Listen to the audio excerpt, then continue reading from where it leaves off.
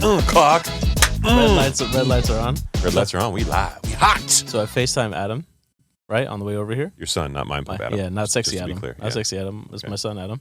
And because he didn't see me last night, I didn't get to tuck him into bed because he was upset about it. Adam was upset about He's it. very upset. He's very upset. You know what he told me? Mm. So he's got the age now where he can hit me with like some smart ass remarks. He'll be like, "I haven't seen you in so long. I forgot how you look like." Come on, man. Why don't you go back over the top with some cerebral shit? Look in the mirror, son. Yeah, I should have. You're right. You should have got over the top. Just mind fuck him a little bit. Yeah. When you understand this, you'll be ready to move on. Yeah, exactly. Be like, what the fuck just happened? Welcome back to the #1 financial literacy podcast in the world. I am happy to introduce you to my co-host, my partner in time, the one and only Saied Omar. Oh, thank you, man. I'm happy to introduce you to my partner in crime, Chris Nahibi. Welcome back to the show, everybody. Go ahead. Bum, bum, bum, bum. DJ Haroon behind the ones and twos. That's the man with the master plan. The man who helps us out when you can't see him, but you can hear him. The myth, the legend. Man, the myth, the Damn, legend. that's an intro. Yeah, you wanted Thank more. you, guys. I mean, is that worth the $5 you promised me? Yes, it is. Okay, well, Yeah. because I'll be taking that Yeah. post show. Thank you. I will apologize in advance for Saied, for those of you listening going like, you know what? He's a little out of juice this episode. We had a late night in the studio last night. Oh, we? I was here till just before midnight. Saied was here till 2:30 in the morning. Yeah, Yes, because he sir. was drunk off his ass. He got to sober Drunk up. off. Yeah, I mean, don't do Yeah. that. Do I get drunk in the studio, Saied? I had to tell Uber, drop me off here first. I need to sober up. Is like, listen, I'm gonna go home, but I need waters. I haven't had one of those nights in a very long time, thank God. I don't want another one of those I'm nights. done with those. So we had an electrician in here. We wired up some things, trying to get the lighting set up, and we're probably going to change the set at some point in the future. But long story short, Saied is a little low on gas, so this is our opportunity, Haroon, for you and I to just trash the shit out of him because he's defenseless. Yeah, I guess. Oh, he has zero energy. You guys always trash. You guys Yeah, always nothing. trash me. What do you mean? No, we don't do it You're all intentionally. innocent over here now? Yeah, Oh, I come feel on. like that's not true. The last episode really highlighted how fucking ruthless you can be. The end of that episode, you were being mean, man. Bro, you got mad at me for siding with Chris on a valid point. You What- did.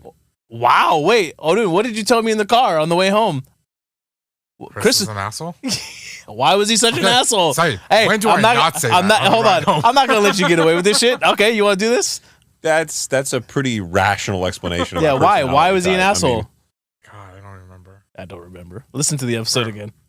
We'll tell you. what did I do that was so bad? You cut me off from sex talk, Oh, yeah. Oh, he was just mad because I said and that by he sex opened. talk I mean sports talk. Odin sports talk. He's just mad because I said he opened up Mott's apple juice with his ass. I had to explain that to somebody today. They're like, "Why'd you name the episode Apple Juice?" And I'm like, "Well, you see, you kind of have to listen, but it sounded like a Mott's apple juice opening." And they're like, "You put that in the show title?" I said, "Yeah, I couldn't say opens apple juice with ass Good man. in the title. Kids these days don't know what Mott's apple juice is. The little glass jars. Yeah, they don't know You know, those. with the little. Yeah. Yeah, okay. All right.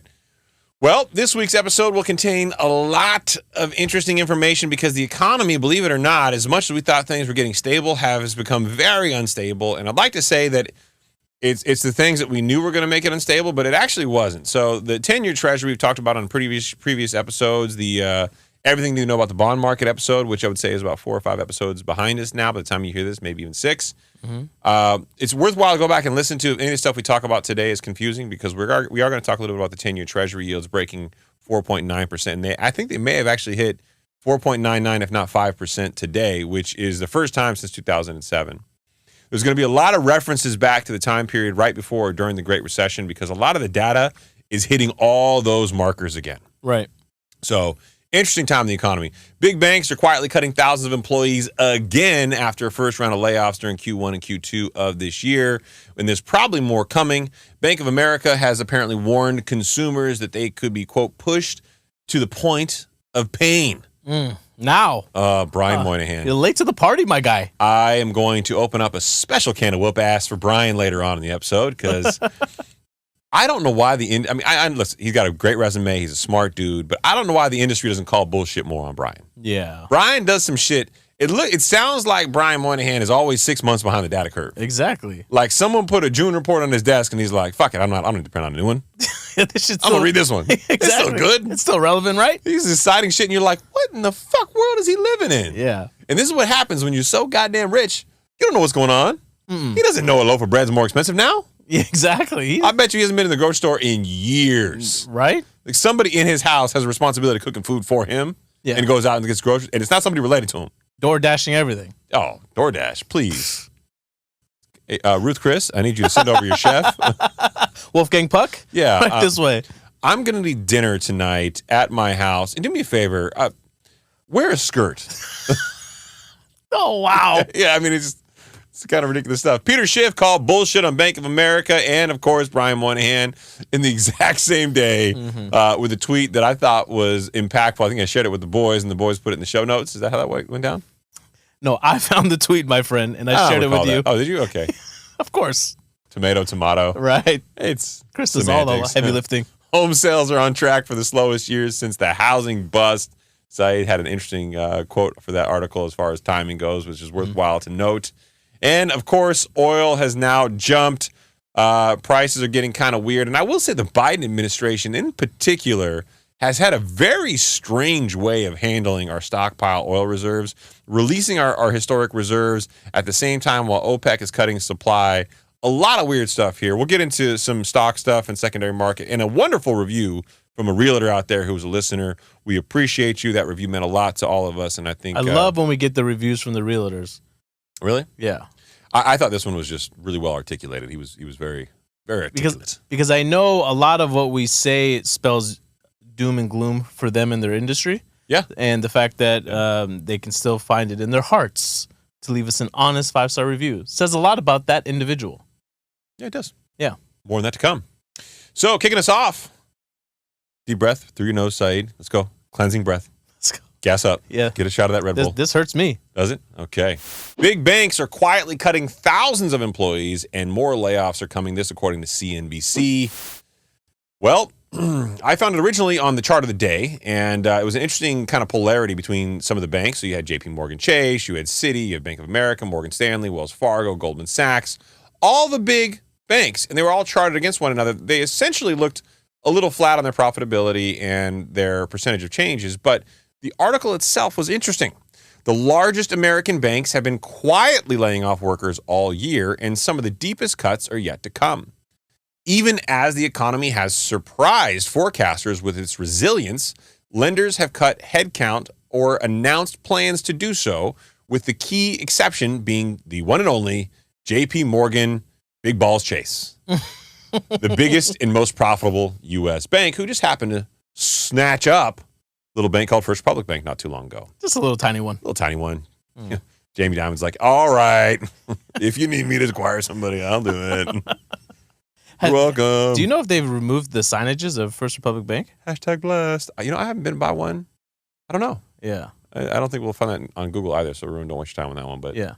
I used to really know the management team over there, and I haven't kept in contact with anybody. I probably should. Yeah, I had some family members working over there too. Yeah, you did. What? And the one that I know, she was really sweet. I hope she's okay. She landed, right? Yeah. She's Okay. sweet and she's doing great. All right, so continuing on from the article. Pressured by the impact of, guess what, higher interest rates on the mortgage business, and we explained that in the Big Bond episode, the bond market and the mortgage-backed security market, which influences mortgage rates, they compete for dollars, and when one goes up, they tend to both go up, hence the pressure on the mortgage business. Wall Street deal-making and funding costs, and the next 5 largest U.S. banks cut a combined 20,000 positions so far this year, according to company filings. Yikes. So, what does this spell for them? What are they seeing that's around the corner that they felt like there's some worry ahead? Well, so if you look at the chart here, obviously this kind of points out the article, all the large banks, obviously, except for JP Morgan Chase, and JP Morgan Chase only hired incrementally.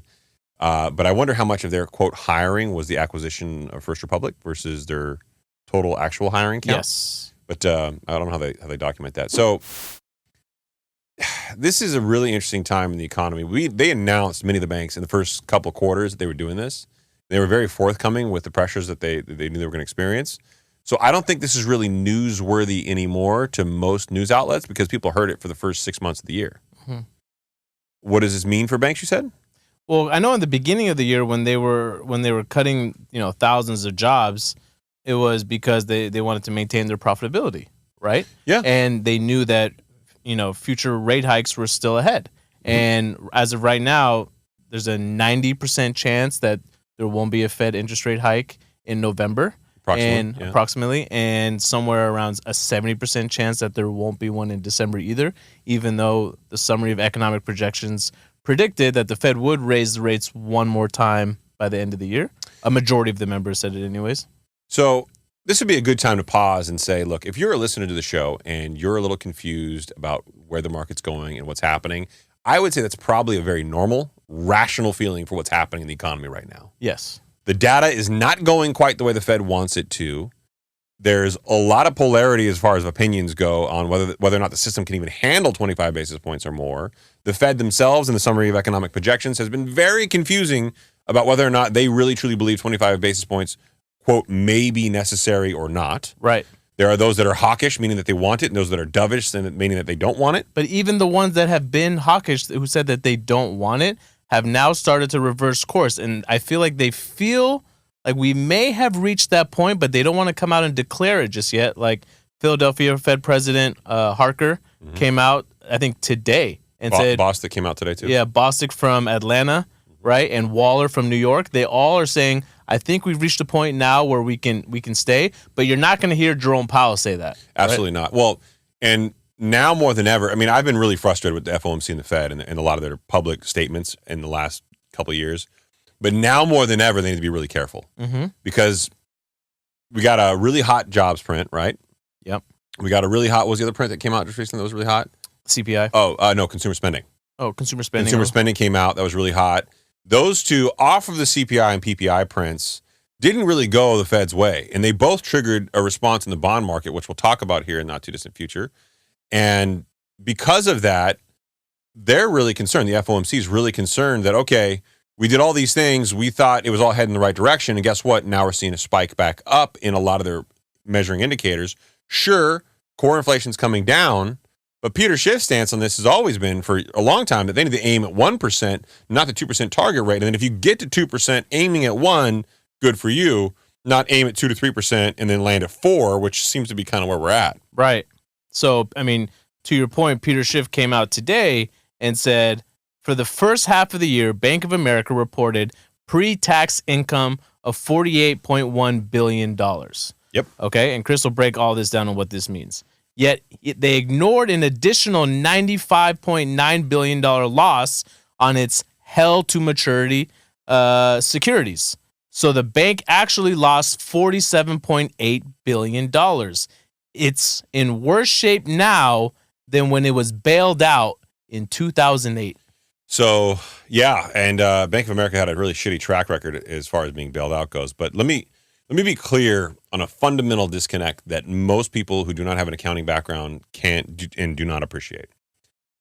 If your home goes up and down in value, but your mortgage payment stays the same, right? Because you've locked in a rate and you've got payments based on your debt load on the property, it doesn't matter to you if the home's up in value or down in value. I Zillowed my home today and it was over $800,000. It blew my fucking mind. I bought this property for like $350,000 years ago. Right. 11 years ago. So for it to be worth that much, I was stunned. But does that mean anything to me? No. Because it's only worth the amount that I get when I sell it. And for all I know, values can go the other way, and it's only going to be worth $600,000 to me or $500,000 to me. So that number is irrelevant in the grand scheme of things. Right. So a lot of what happened to First Republic Bank, Signature Bank, is they had assets on their balance sheet that went up and down in value, and they didn't recognize a big loss until they had a run on deposits. They had to generate some liquidity, so they were forced to sell those things at that time when they were underwater. Right. Imagine you being in your house and somebody loses their job, and you have to now sell some of your assets in order to get some extra liquidity to start paying your bills. Exactly what they had to do at Silicon Valley Bank, right? Well, Bank of America hasn't had the run. They've actually had an inflow of deposits as a result of them being, quote, one of the 5 globally systematic important banks, the GSIBs. Right. And people rush to them to give them deposits. So they haven't had to sell any of their assets that are underwater, their bonds, for example. Right. Because bond prices have gone up.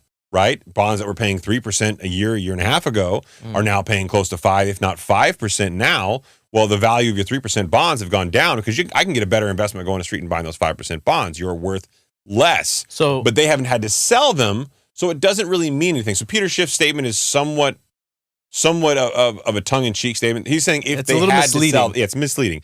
If they had to sell them today, they would be underwater, but they don't have to sell them That's today. the problem with it being labeled an unrealized loss. When you hear the word loss, you feel like, oh, it's done with. Like they've lost that money, right? But no, if they hold it until maturity, they'll be fine, right? If they don't need to liquidate that, right? Yeah. It's like you saying you could have been a supermodel. I mean, I could have. Yeah, but it's an unrealized gain. Yeah, exactly. Yeah. Right. You know, just like that. That's a villain move, man. I was giving you a compliment. You could have been a supermodel, but it's an unrealized thing. Okay. It could have happened, but you just didn't do it. Right. Ever. Not At that all. guy. No. Question for you, Chris. Oh, well, hello there. Yeah, we're just chiming in Let's there. go, baby. Popping off. Since you work at the bank, right? Like, are banks adjusting their strategies in response to the changing of the economy and stuff, especially with the impact of higher interest rates? They don't have a choice, but yes. Well, number one, it got pretty apparent early on in the year that, and the news is calling this a, quote, credit tightening cycle, but it's not what it is, that banks figured out if rates continue to rise, every dollar I put out now, whether it's a loan or I go and buy a treasury, that winds up being underwater later on, I'm losing money on that. So why put out so many dollars now when I can wait a little bit longer and deploy that capital and make even more money when rates stop rising? So banks pulled back liquidity from the market a little bit, stopped lending as much because they wanted to make sure that the environment was not going to put them in the same situation that they're in today, Right. behind the eight ball as far as what the assets are on their balance sheet. So to give you an idea, another great example of how mortgage rates and bonds compete. If I'm a bank, right, and I've got $100 million, I can put $100 million of money into loans that yield 5%. I can put $100 million of money into bonds that yield 5%, right? Both of them are going to pay me back over time. If it's 10-year bonds, I get paid back over 10 years. If it's a 30-year mortgage, I get paid back over 30 years. So at some point in time, I got to pick which investment's a better return. But in this case, mortgage rates are rising, bond prices are rising. Either one that I go too far into right now, I'm effectively going to lose money when next year those rates are going up. Now, if rates were going down, I could put out a ton of money right now because I'm not going to make any more. I'm not going to be able to increase my profits any more than I am right now. Mm-hmm. So it's a long-term game. And for the last 14 years, rates were either flat, right, or going down. So you just deployed as much money as you could into the markets, buy as much as you can, because guess what? You're only going to see rates go down farther. You're not going to see them go up. Right. That was an unrealistic and unhealthy perspective, unfortunately. Yeah. So when the Fed wants to stimulate the economy, they drop their Fed funds rate lower and lower, right? Because it'll create activity out there in the market, and it'll make it cheaper to borrow money, and banks will do more. When they raised the interest rates, what they were hoping to have happen was, by the banks also reducing their lending, it was going to help them reach their goal sooner. Unfortunately, the consumer still was out there and they were spending, right? And that's really what's been propping up this economy. And they still are. Well, I've got a different theory, and we'll jump into Brian Moynihan and some of his douchebaggery afterward, but this actually kind of dovetails nicely to this. So my concern for the Fed and why I think they need to be hesitant is I would argue that we haven't seen the organic economy's real numbers. We have seen a GDP number that has been propped up by government spending and government contracts. And we're continuing to see this, quote, GDP number, this growth. Mm-hmm. But we're also spending hundreds of billions of dollars in Ukraine. Hundreds of billions of dollars will go to Israel. Of that, I have no doubt. And you got more money going towards this South Korea weird initiative. You've got all sorts of government spending outside of just the conflict stuff. Contractors that are doing all sorts of weird shit. It's and I haven't run the numbers on this, but I would venture to guess we're probably close to, or if not at the highest government spending we've ever had. Yeah, man. So when you combine that with the fact that Fed funds have increased our debt payments and our cost to pay our own debts as a country. It's getting higher and higher. you're seeing this crazy amount of spending, which in my mind, if you net that out, I would venture to guess our GDP number is a lot healthier than it looks. But the Fed can't care about that. They have to look at the government's working against them. Right. So and we talked about this early on months ago, right? That the Fed's going to continue to hold course with their high interest rate for quite some time, and the pain will be in the hold. And we thought that they were going to continue to hold, except for one of two things were to happen: if there was some type of collapse in the financial markets, right, or if there was a geopolitical event that occurred. Yes. And we talked about this like 6 months ago. And right now, there's a lot of instability. I mean, we're all plugged into the news. We all know what's going on, right? And we're not going to get political here. How fucking wild is it that a geopolitical event actually happened? Actually happened, right? That's so then wild. I was listening to one of my favorite guys on YouTube, right? Clear Value Tax. Oh, I thought it was the Higher Standard. Yeah. Where you should go subscribe, follow, click the bell, get some notifications. No. But before that, right? Even before that, there's sexy links down below in the show notes. Yeah. That you should be clicking and, helping yourself to become sexier. So if you don't know, we are officially sponsored by the one and only Transcend company. Not only do they do hormone replacement therapy, if that happens to be something that you are medically in need of or just need a little help with, but they also do anti-aging. I, for one, had a huge throat clearing issue. Took BPC 157 from them. And frankly, it really, really helped my digestion. I was not expecting it to do what it did. And I only wish I knew about it sooner. So I was hesitant when I originally went to them as a client, and I still use their products to this day. So I'm not telling you to do something that I haven't done myself or talked about on the show many times. But what I will tell you is the process was actually really interesting. So I clicked the same link that's in our show notes. It was for somebody else's link at the time. But if you want to click on it there. You fill out a form. It takes 2 seconds. Name, address, telephone number. That's about it. And someone will reach out to you and connect the way you prefer. Text, email, phone call. And they'll walk you through the whole process. I talked to somebody, didn't really feel like a sales call, more like felt like, hey, what do you need? I got blood work done. You don't have to if you're doing some of this anti-aging stuff. But I found the whole process fascinating. You make it pretty convenient, right? It is super convenient. That being said, if you want to help us out and you've been saying, hey, how can we support you guys? Click the link, put your name in, figure out what works for you, and if it's something that you're interested in. And if it's not, it's all good. But even you just clicking the link and talking to somebody, that helps us out too. Yeah, just getting a consultation. So back to the Clear Value Tax guy, right? So what he did a breakdown of some of these numbers that we're sending out. So apparently Israel's asking for $10 billion. I saw that. And mind you, we already... That's a crazy ask, man. Crazy ask. But mind you, we already budget a certain amount of dollars every year in our budget to send their way, right? Because they're an ally, okay? The UK asked for an additional $24 billion. Here's what's crazy about that, okay? Not the UK, the Ukraine, right? They asked for an additional $24 billion. If they do get that, that will now take them up to approximately $130 billion received. Mm-hmm. The food stamps program in America, right now, budgets for $110 billion. Yep. But $130 billion will go to Ukraine, right? Mm-hmm. We're not going to make it political. We're just talking numbers here, right? Can you imagine what we could do with that internally? So you're telling me you could double people's food stamps? Yeah. Think about that. That's huge. And that's what the guy on Clear Value, that's not my take. That was his take. I don't want to steal it from him, but I thought it was brilliant. No, it's a brilliant play, and it goes to show you how egregious some of the government spending is. Now, this is all under the auspice, the idea that supporting our allies and supporting the people that, right, that are democratic in freedom, some of it is ideological partners is probably the way to put it, but there's a lot politically that goes beyond that. But yeah. Let's move on to Bank of America. Bank of America warned consumers they would be pushed to the quote point of pain, end quote. And CEO Brian Moynihan,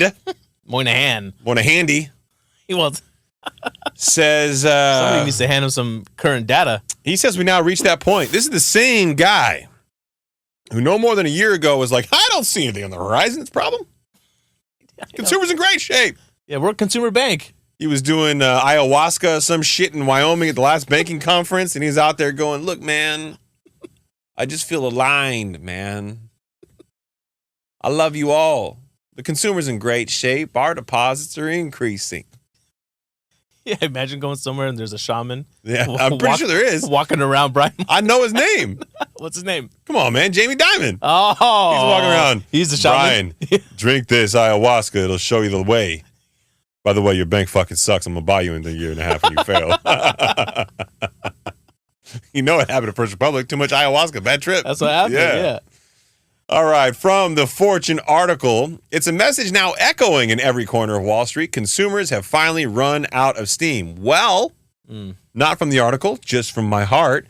Bullshit, because guess what? Consumer spending was up, and that's what propped up the 10-year number and started spiking back up again because everybody in the economy was like, what the fuck just happened? Yeah, man. So, not necessarily true, but that's not something that's uncommon with Brian Moynihan Speaks. It's usually half-truths.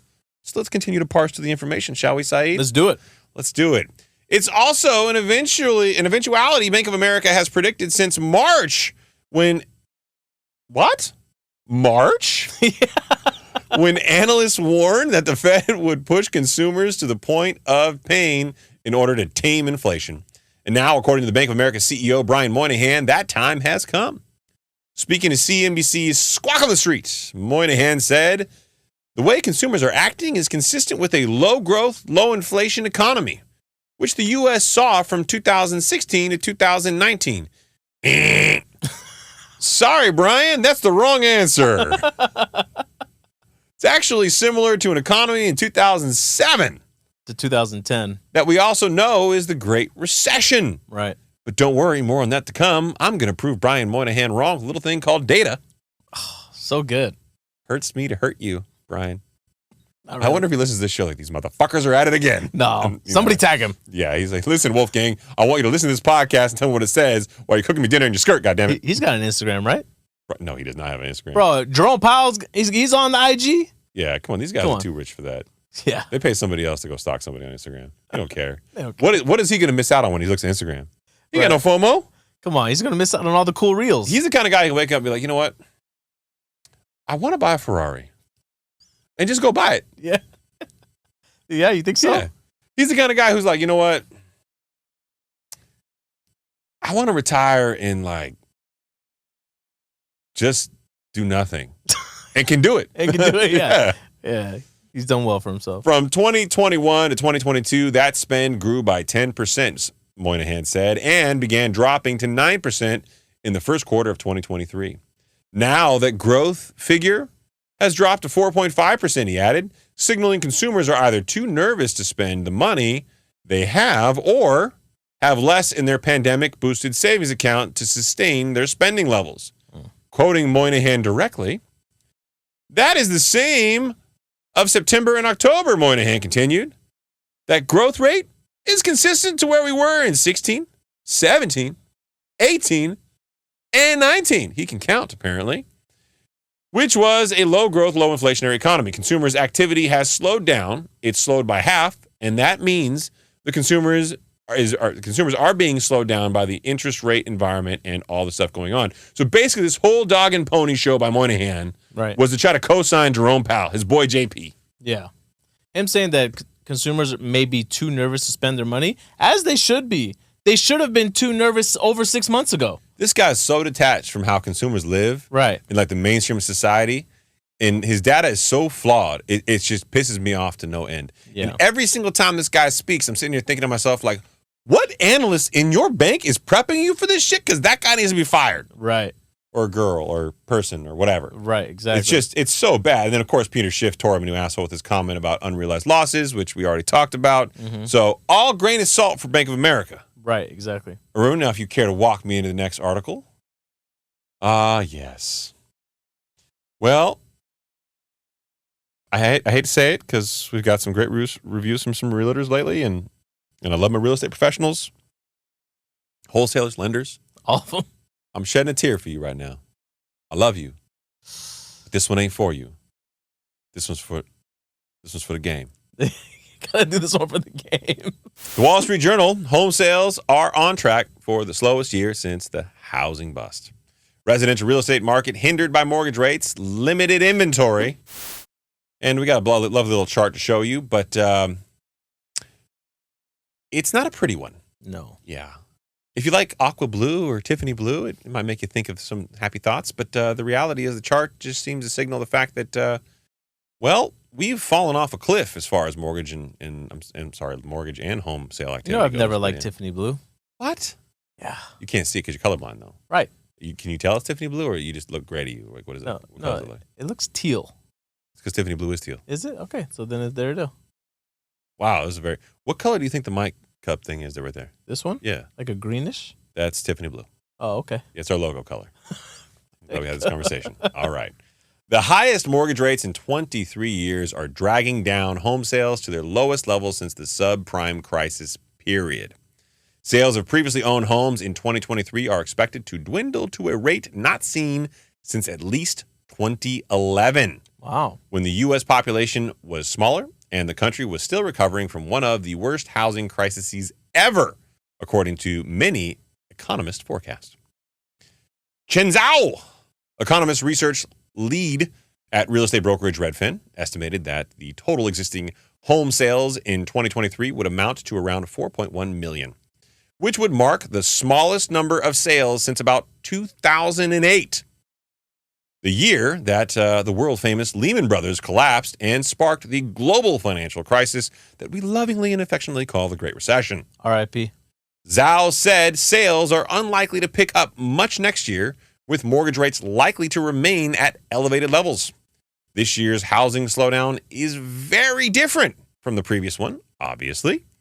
After the housing bubble of the early 2000s burst, back then the economy entered a deep recession and millions of people lost their homes to foreclosure. 2.9 million. We also don't believe that's going to happen again, but we do believe we'll see a flood of sale activity. Right. This time around, home sales have been slowing for more than a year because of the rising borrowing costs, record high home prices, and very limited inventory of homes for sale.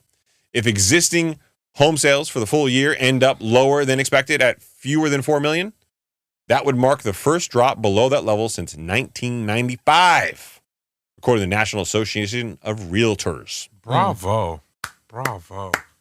No stuttering, nothing. That's all he was waiting for. I was waiting for him to mess up. He was banking on This it. is a big one. That was a big one. It was Biggie. It was a Biggie. little- But, sometimes you feel like you're in the zone. Today's that day. So Good.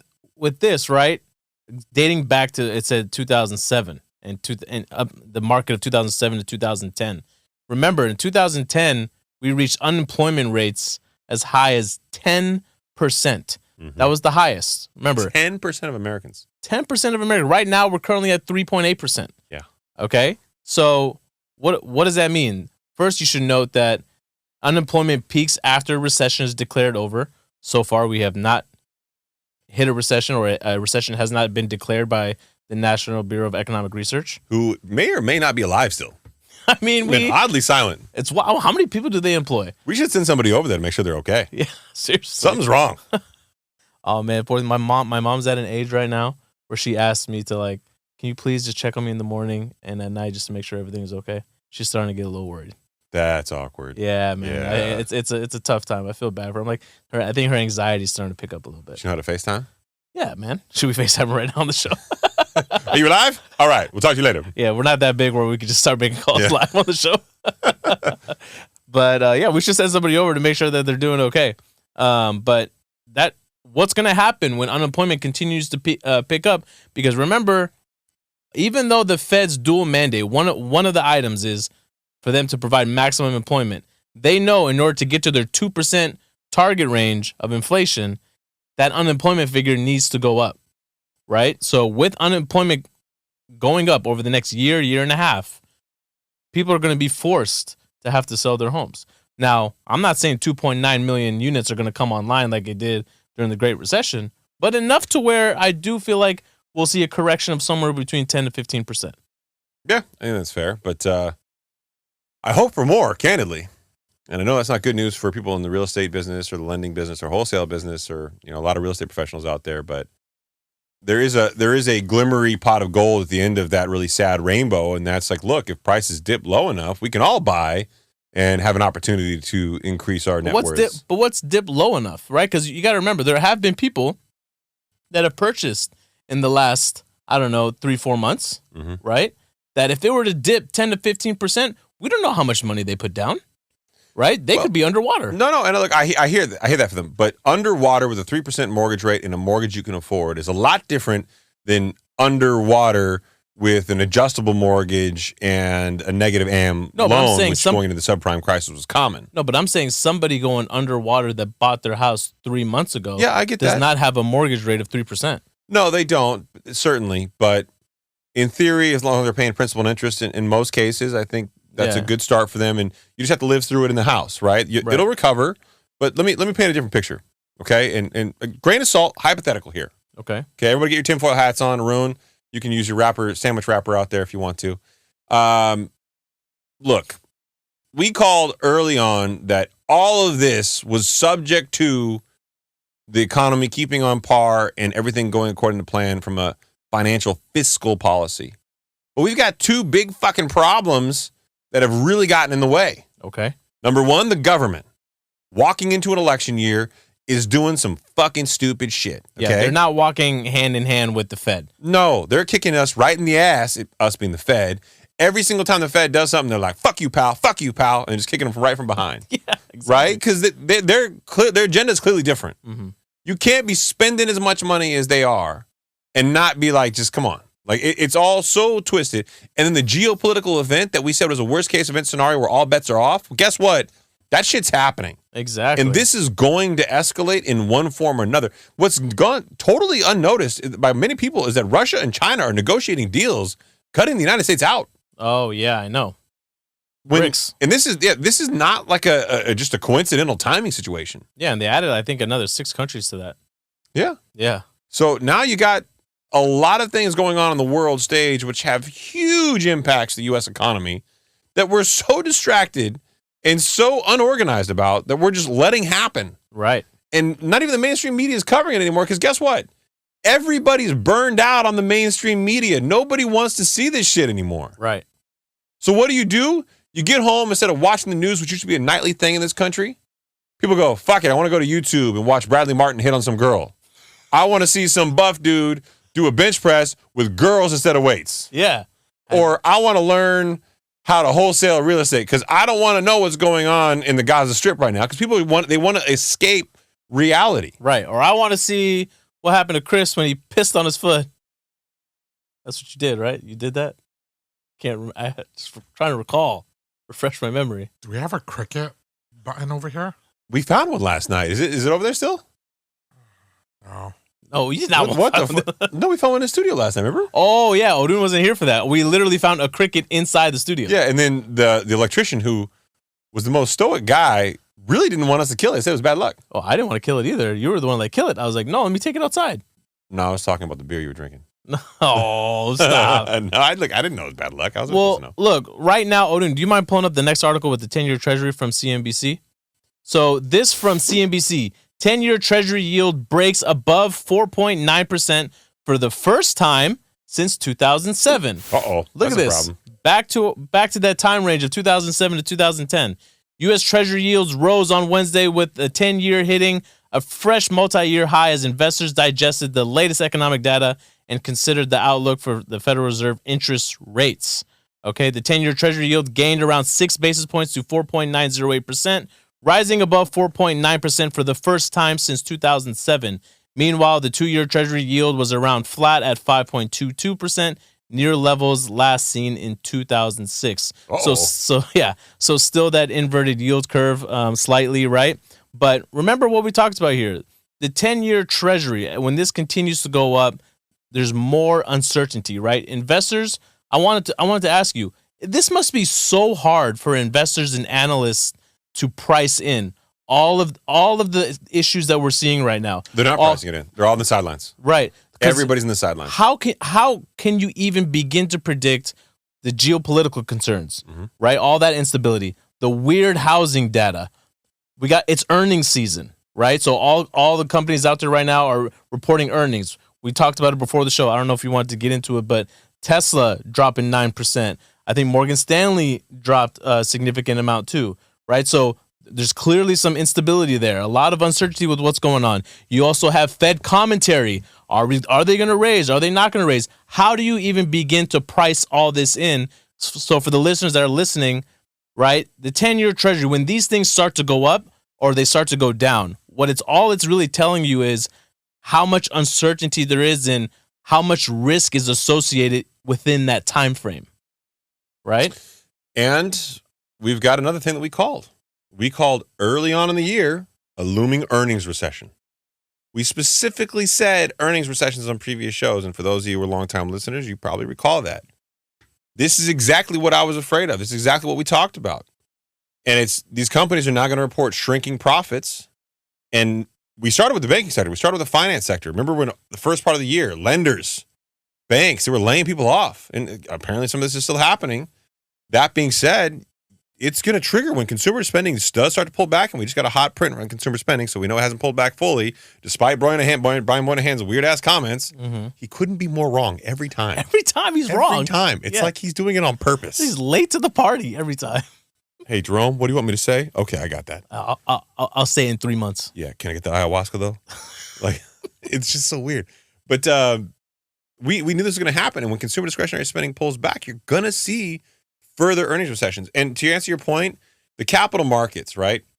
So people always talk about how banks are a necessary part of the system. And I find it hilarious because, and again, I'm a banker. There's a bias. This is not me being the devil. It's just that everybody's getting their money from banks in one way or another. You might think private equity firm or venture capital, but there's banks behind it. Okay. It's just the way this works. It's a long, convoluted story, but take it for what it is as just like a baseline assumption. All right. The entire capital markets, people who want to invest and buy and M&A activity, they're all on the sidelines and they're waiting for things to bottom out. Right now, there's not a lot going on unless you have a compelling reason to merge or to sell. Why would you right now? And why would you buy if you're a buyer? You would wait till somebody's less worth, right? Mm-hmm. There's an earnings recession coming. If consumer spending is pulling back, you're going to wait and see what happens. Right. Everybody's on pins and needles just kind of waiting in the markets. And yet you have some of these comments come out like, oh, if things are optimistic, things are rosy, blah, blah, blah. We had hoped that the Treasury were done rising below sub 5%. And yet here we are hitting effectively 5%, highest number since 2007. And it's compelling information, and yet you still have people like Brian Moynihan in the news with rosy comments, right? Going like, "Oh, the consumer is panicking," and it's like, dude, they're gonna panic a whole hell of a lot more if you think they're freaking out now. Oh yeah. So I don't know where this all goes, but I'll tell you, it concerns me greatly that two idiots like us and the smart guy behind the switcher in the back can predict so many of these things so far out that seasoned economists with their bias and everything else they had to know because they're smarter than us on some level, and they had to be manipulating the consumer. Yeah, they had to be. This had to be manipulation. Right. I totally agree. Now it does beg the question, right? That if investors think that this is where it peaks out at 4.9%, 5%, do you buy? Do large corporations start buying these bonds? When, keep in mind, earlier in the show we talked about Peter Schiff was talking about Bank of America having unrealized losses of however many billions of dollars. People are now more afraid to buy and then have an unrealized loss on their balance sheets because who knows, a month from now this could go up another however many basis points, and now you have an unrealized loss on your books, right? So it's only if you sell it, and there's a key differentiation. Yes, and we talked about there's a huge part there. Even when it comes to this article on Morgan Stanley falling 8% or Tesla's, you see the headlines about Elon Musk lost $20-something billion today because the stock price dropped. He didn't lose money. Okay, his net worth may have gone up or down like the value in your home, but until he actually has a need to sell assets, it doesn't impact. Let's break that down. So Elon owns approximately 21% of Tesla. Okay. So if the stock price does go down, which, by the way, there's controversy with why people think it went down, because he was on the earnings call and there was some things that he was referencing. For the listeners out there, he was referencing all the things that we talk about on the show. He was referencing a high interest rate economic environment and afraid of how long it was going to stay high for. And he also referenced he was uncertain with the global economy.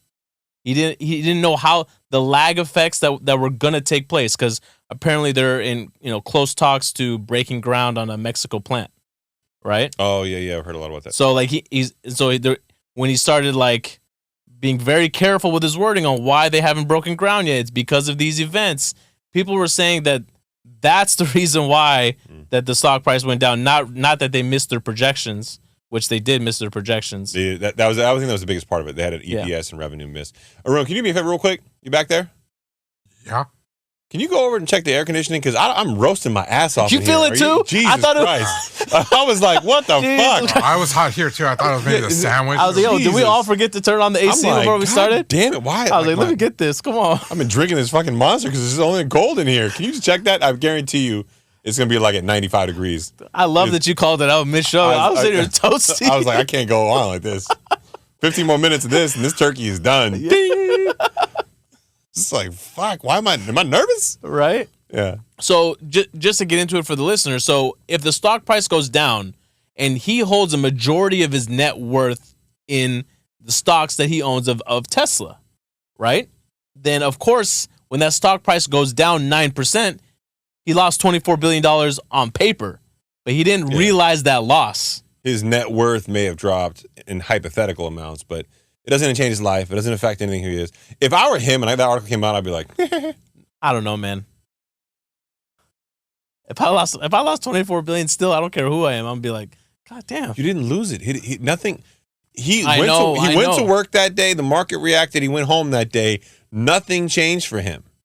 It's not like he had a capital call against a margin line of credit. It was just, Yeah, he didn't really lose it. Yeah. It's just that's a clickbait headline that people click on and go, oh shit, let's click on that. And that's what that's designed for. And that's what bothers me about traditional media. I'd rather someone say, hey, look, Tesla had an earnings miss. They had a revenue miss, meaning they... But a 9% drop is pretty significant, No, it's significant. But over the long term, that could be nothing. It could still double in value one day. Or, he could come out with some revolutionary technology. There's a lot there. So to your point, between 2020 and November of 2021, the stock price went up 1,300%. Yeah. So, I mean, again... 1,300%. It's such a clickbaity headline. It takes advantage of most consumers not understanding, like, the macro picture. It's frustrating as shit, man. Yeah. Not a fan. Not a fan. But we talked about how there's a lot of instability with the geopolitics right now, and we referenced it on a previous show that with that, oil prices are going to start creeping back up. So Iran has been, unfortunately, and for those of you who don't know, I am partially Iranian. Mm-hmm. Iran has been the biggest wild card in so much of the turmoil that's going on here. And they could really ratchet a lot of what's going on up. And they're certainly doing that with oil prices. Mm-hmm. Did you read this article? Yeah. Oil jumps as Iran increases rhetoric against Israel. U.S. stockpiles drop. What does that mean, stockpiles? Well, the Biden administration has been strategically releasing our stockpiles or our reserve oil to help stabilize the price in the United States. And many people... critics have been like, why is he doing this? At the same time, OPEC came out and said, hey, we're going to stop producing as many barrels going to the United States as we had historically. And it seems like all strange timing, right? Like, why is our reserve at the lowest it's been for so long? Like, why are oil prices still what they are, despite the fact that all these reserves are hitting out? Energy does play a certain part in what's happening with inflation.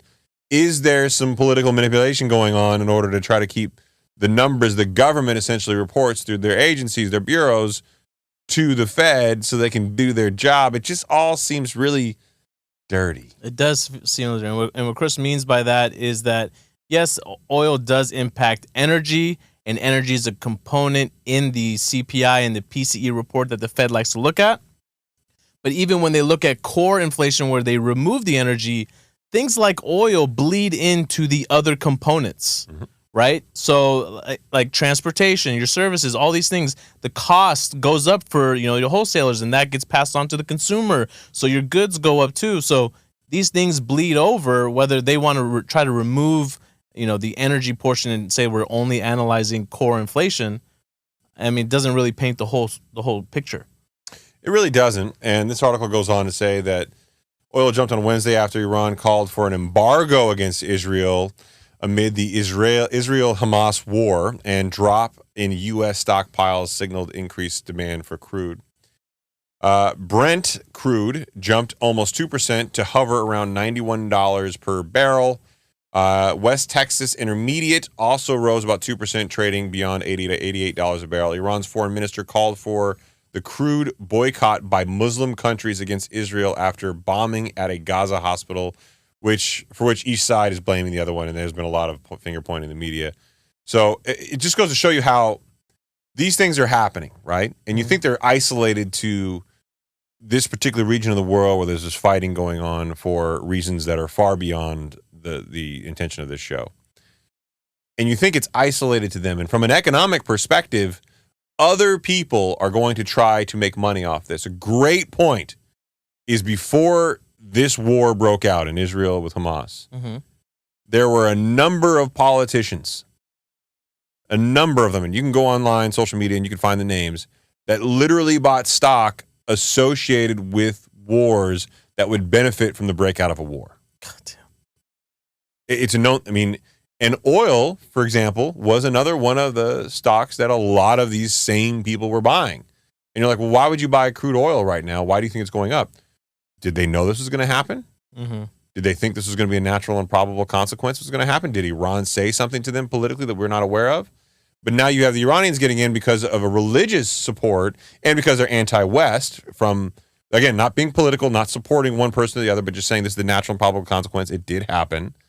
And now it's monetarily affecting oil prices and the U.S. economy even further. How wild is that? Yeah, man. This is why we said a geopolitical event would throw out all bets. It's a wild card.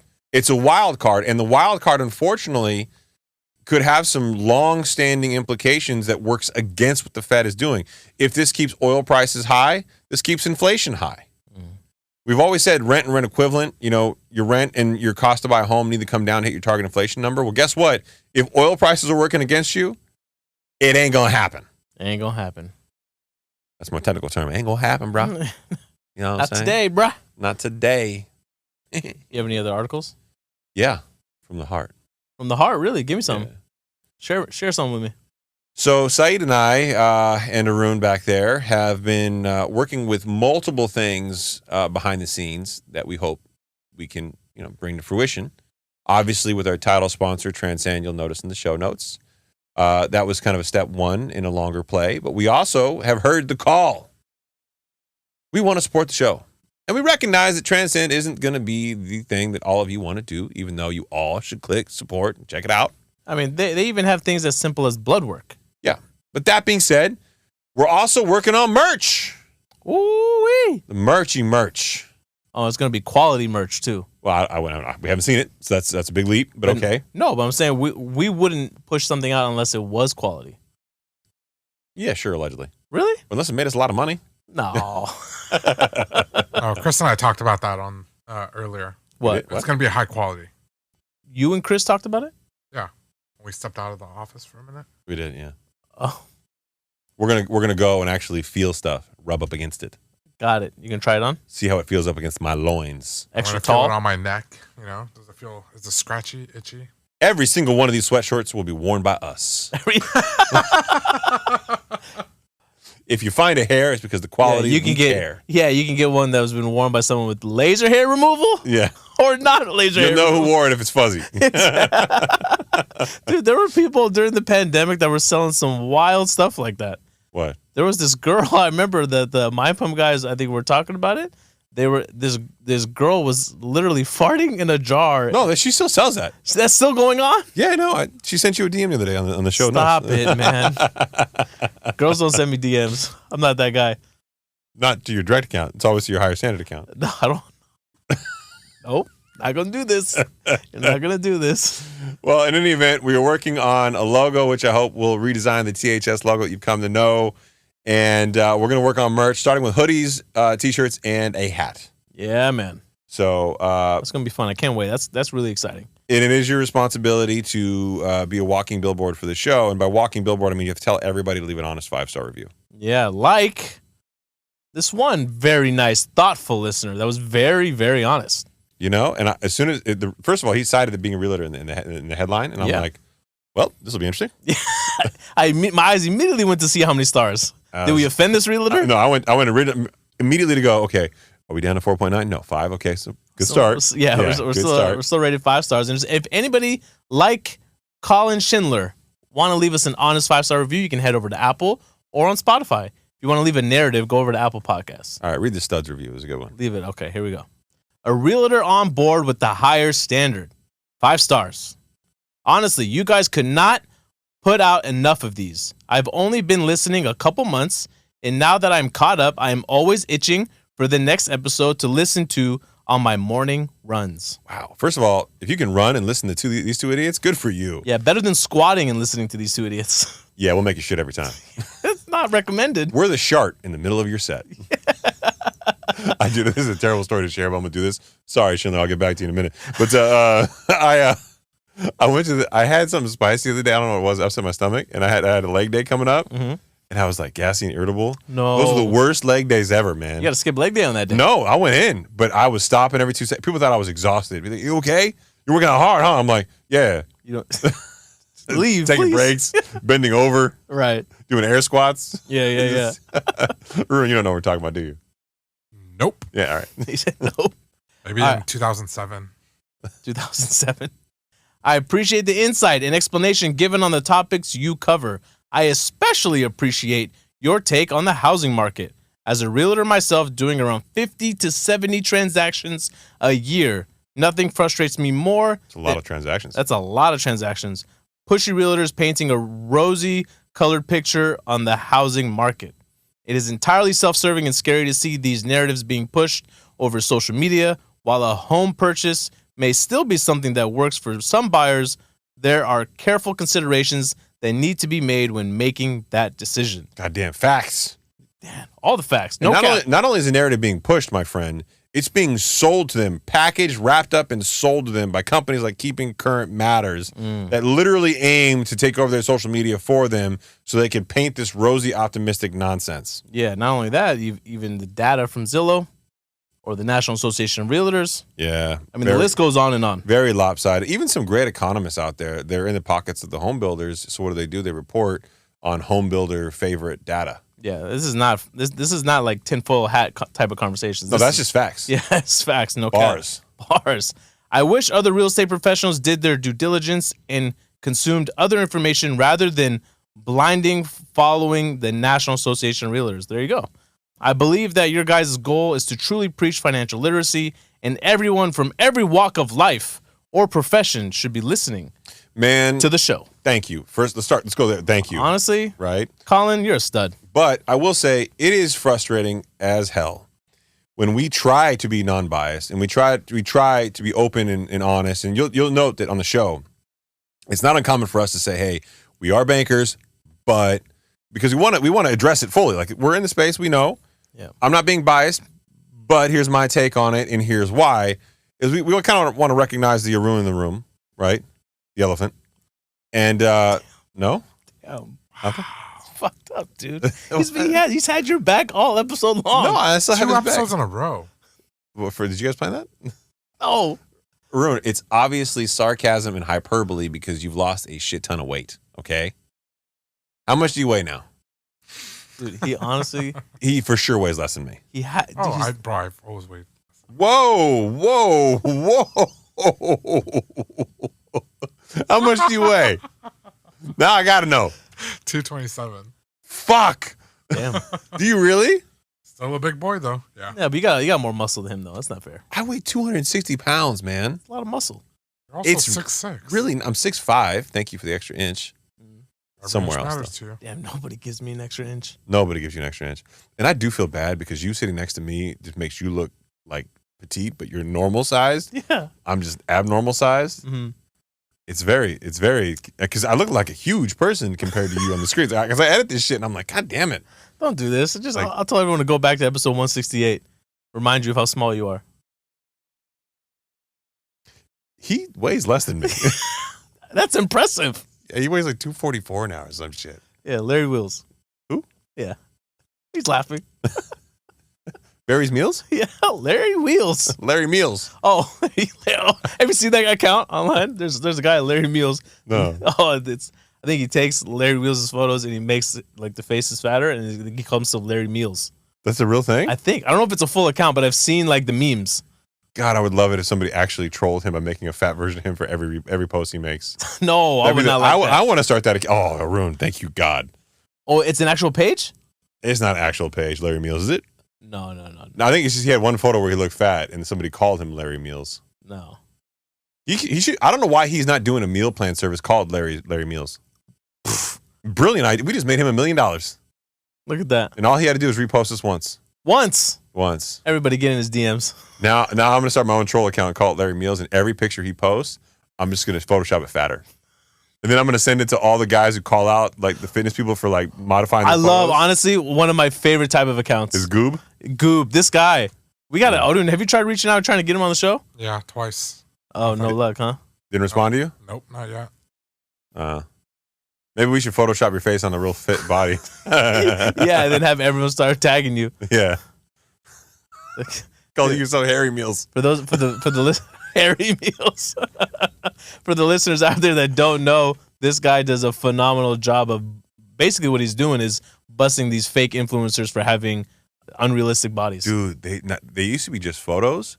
They're doing it in videos now too. Oh yeah, man. Probably with AI now. I don't even know how do you make, like, I mean, I'd spent a lot of time editing our videos. Dude, he busted a guy the other day. This is sad.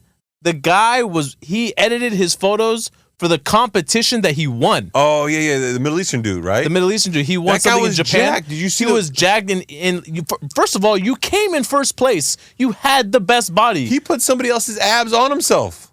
Why? Did you see, like, he did a It wasn't just that. He also, like, adjusted his quads. I'm like, dude, no, the quads, but it was his quads, like, adjusted. He literally took someone else's abs and put them on his abs. I'm like, you won the competition, my dude, guy. Yeah, you were the best. The best of the best today in the amateur competition. We're gonna take. Come on, it wasn't. He did the same thing too. That's so salty, bro. I loved it. That was so salty. I loved it. That was so salty. First of all, Goob himself is jacked. I know he doesn't have a jack guy's face. I feel like him and I are twins that way. Oh boy. What? You and him are twins that way? No, I've got a very fat face. Oh, okay. I was gonna say. I thought the jackness. No, far from it. You don't know that. I know that. I have not taken my shirt off in front of you in years. Take it off now. Yeah. How bad do you want the subs? If you want to see me with my shirt off, you can subscribe to my OnlyFans. No. If you want to see Chris with his shirt off, let's get this video to 100 likes. No. Set the bar real low. No. 300 views, and I'll do shirt off. That's a low barometer. Well, that's a $5. No fake followers, you piece of shit. No, our deal's off. I don't trust you. Yeah, this fucking guy. I'm pretty sure you're behind that bullshit fake sub stuff that happened too. What fake sub stuff? We got that one day where we just got like 100 followers out of nowhere. Somebody That was said, wild. if you're a listener and you, I don't know, somehow got us 300-400 subscribers that day, we're trying to figure out who sent us subscribers. We have no idea. Why are you acting like somebody did it? Like, I feel like somebody was talking about us, and a bunch of people came over. We got a bump. nah, I'm pretty sure they were all fake trolls. Nah, Yeah, because they went back to the way afterward. no, not all of them. Yeah, most of them, not all of them. Anyways, you got anything else? Yeah, I do. Shoes up. Let's go. What do you want me to do? Oh, Travis Day. Yeah, let's get some. Let's get. There you go. Yeah, Haroon, you want to get any? Oh, never mind. He's wearing sandals today. He went back to his old ways. Did he really? Yeah. Flip-flops, basketball shorts, t-shirt. Is that what you wear all day? I mean, I change when I come here, but yeah, I wear the same stuff. You do? Why? Why do you change? Yeah. Why do you change from flip flops, basketball short, and a t-shirt to flip flops, basketball shorts, and a t-shirt when you come here? Just feel clean. I take a shower before I leave the house. Interesting methodology. So you don't shower when you get back from the house? I do. How many showers a day are you taking? Episode days, 3. 3 showers? Okay, I'm confused. I'm Okay, calling shenanigans. Yeah, I'm gonna go with him on the shenanigans thing. You not take 3 showers. Yeah, So no. you wake up in the morning, you take a shower, you take another one at lunchtime, and you take another one before you come to the show? No, I take one when I wake up before I go to sleep, and then for podcasts, I take it right before I come. Okay, I'm very confused. That right there is very confusing me. Do you smell? Do people tell you smell? Why? Why so many showers? Are you eating a lot of like smelly foods? Yes, a lot of asparagus. A lot of Bangkok curry? No, I just makes me feel fresh. Okay, feels fresh. Maybe I should just do what Chris does. Or no, it's Said. That makes you feel fresh. What? Work out and then just go to dinner with the family and stuff. No, that's not what I said I do. Now you're taking it out of context. Yeah, you said you work out and then you go the rest of the day. You don't shower till All nighttime. right, Chris, let me ask you a question. You want to play this game? Nope. Yeah. You say you don't take showers after the podcast on days you don't work out. You didn't work out today. You gonna take a shower when you get home? No. So let me get this right. We're gonna do this today, Christopher. You took 5,099 steps. I have a stand-up desk. Yeah. So what does that mean, I'm moving all the time. Christopher? I didn't go out and like exercise. I know you took 5,000 steps. I don't sweat You're not like you, gonna bro. shower today? No. I've got I want you to know that's sensitive skin, man. And also, what else did you do today? What else? I don't know. What you tell me? You walked into the bathroom without your shoes on. No, I walked out of the bathroom without my shoes on. That makes it so much better. No, Wait, why? Oh God, fucking Saied. Okay, look, you piece of shit. The back of my feet. I bought a new pair of shoes, not the Travis Scotts, and they're Air Max 90s. All right, the Air Max 90s. I wore them with low cut socks, and they dug into the back of my ankles. Yeah, it happens all the time. Right. New shoes, they do that. Yeah, right? especially if you're wearing low cut socks. Right. So stupid ass me. Yeah. Went to the gym, didn't bring my other socks, cut into my feet. They started bleeding the scabs there. Right. Oh, yeah. I want to wear my Travis Scotts today because I want to show off my ankles. Shout out to everybody out there with the foot fetish. And It's impressive. thank you. And unfortunately, when I got to work, I realized that my Travis Scotts were like poking into that same spot where it tore into my skin, broke the skin. Yeah. So I got 2 Band-Aids. I went to the bathroom, right, because I had to wipe off a little bit of blood. Right. We have a first aid kit in the in the hallway. Yeah, that's where I went to the Band-Aids. In the bathroom? No, in the first aid kit. I went and got the Band-Aids. Okay. Then I went to the bathroom to get a towel and wipe it off with some water. They have cleaning solution in there too. You know that, right? Okay, again, I don't want to be cleaning my blood in the break room or the your copy room. Your office? It's blood, bro. You weren't. Don't make it sound like you were dripping blood. No, you still see it here. Look, I'll show you. Bro, it's a little bit. Look at that. It's a little bit of. There you go. You see that? You happy now? There's nothing there. That's Bring blood. it up to the camera. You bring it to the show. I'm not bringing it up to the camera. This fucking guy, bro. It does not justify why you're walking out of the bathroom No. without shoes on. I took my shoes off to put I had socks on, dude. It's still disgusting, It's not like people shit in front of the sink. bro. It's a men's bathroom. There shouldn't be any urine in front of the sink, okay? This is We literally just finished construction on that thing a week ago. I'm telling you right now, you lost this one. Let it go. That I walked out of the bathroom with no shoes on? You can't defend this. It was digging in the You know what? Fuck you. How about that? Yeah, I'm okay with Final that. answer. Yeah, I'm good with Fuck that. you. Yeah, there Okay? you go. Oh, dude, you got anything? I'm gonna fucking Nope. I'm gonna punk your ass on the way into work tomorrow. I'm gonna take your fucking shoes and I'm gonna make you take a shit with socks on. Dirty fucking birdie. Me? Yeah, with your no showering ass. Fuck out of here. All right. Good night, everybody. Bye.